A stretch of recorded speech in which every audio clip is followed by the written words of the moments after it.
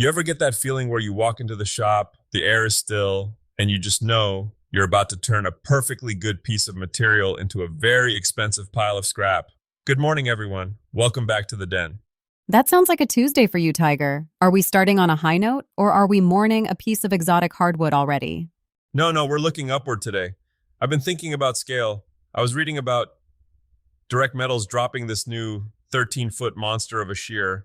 It's got these CNC back gauges that make my old manual setup look like I'm trying to cut steel with a pair of preschool safety scissors. 13 feet? That's not a tool, that's a floor plan. What are people actually doing with a blade that long?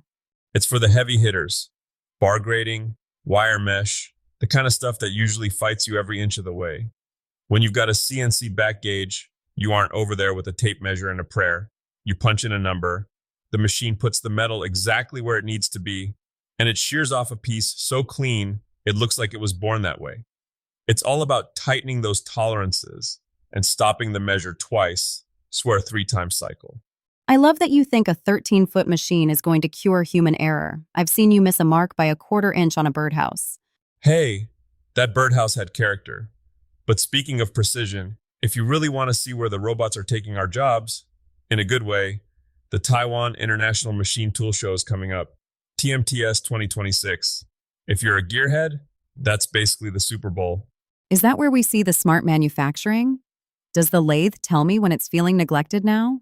More like the lathe tells you the bearing is going to seize up 3 days before it actually happens. It's about being proactive.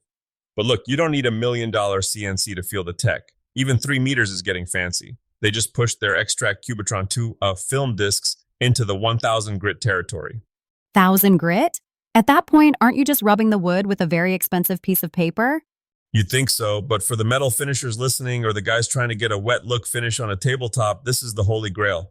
Usually, once you get that fine, the disc clogs up in 5 seconds and you're just generating heat. These things stay cool and keep cutting. It's the difference between a finish that looks good and one that looks like you could dive into it. Speaking of diving into things, let's talk careers. You were looking at the welding competitions recently, right? Skills USA? Yeah, and it's heartening. Seeing these young kids lay down beads that look like a stack of dimes, it makes me want to go back and apologize to my first shop teacher. But the real meat for anyone listening who's already in the trenches is that CWI, the Certified Welding Inspector credential. That's a lot of acronyms. Explain why a guy under a hood should care about becoming an inspector. Because your back isn't going to love that hood forever. Certification is the only real leverage we have in the trades. It's the difference between being the guy who does the work and the guy who signs off on the bridge being safe to drive on. If your shop doesn't have a training program, don't wait for them to hand you a pamphlet. Go to your boss with the AWS corporate training info and say, I want to make this place more efficient.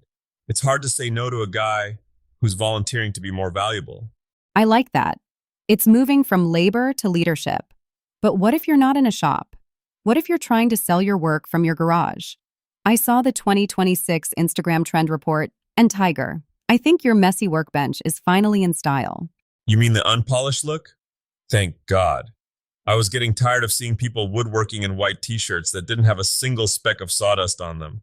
Exactly. The trend for 2026 is authenticity over polish. People are bored of the cinematic slow-motion pours. They want the sparks. They want to see the moment you realize you cut the leg too short. They want the will it weld, games, and the fast edits. It's the human factor. People don't just buy a table anymore. They buy the 3 weeks of frustration you spent building it. That's why I tell people to record everything. Even the mistakes, especially the mistakes. That's the tuition people want to see you paying in real time. Wait, did you just use a Tigerism? I'm trying to keep it fresh, but seriously, look at the Forbes top creators list. They're taking nominations. If you're a maker and you've got a core community, throw your hat in the ring. We need more people with grease under their fingernails on those lists and fewer lifestyle influencers who've never held a screwdriver. All right, let's get practical for the DIY side. I see these videos everywhere. The only 5 tools you need. Is that actually true, or is that just clickbait to keep me from buying a CNC monster? A little column A, a little column B. Look, the big 5 usually boils down to a table saw, a router, a drill, a sander, and a circular saw. You can build 90% of the furniture in the world with that kit.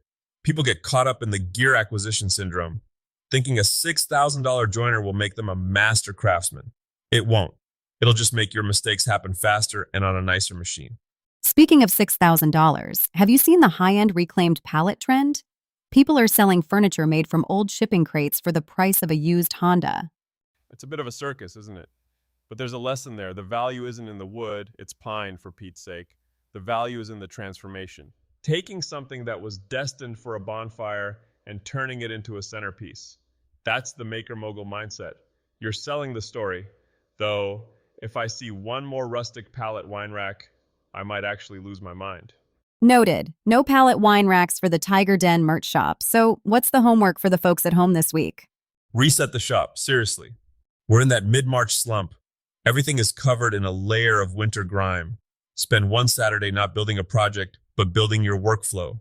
Clear off the horizontal surfaces, sharpen the blades. If your shop feels like an obstacle course, you're never going to want to be in there. A clean start is the best tool you can buy yourself, and it doesn't cost a dime. A spring shop reset. I like it. It's less about the sawdust and more about the headspace. Exactly, you can't do precision work in a chaotic environment. Or at least I can't. Every time I try to work over a mess, I end up losing my favorite marking knife and spending 20 minutes digging through a pile of offcuts like a raccoon in a dumpster. Well, before you go dumpster diving, let's wrap this up. Whether you're aiming for that CWI certification, trying to make your first Instagram reel, or just cleaning your workbench, just keep moving. Build something that matters, folks. Even if it's just a better version of yourself. We'll see you next time in the den.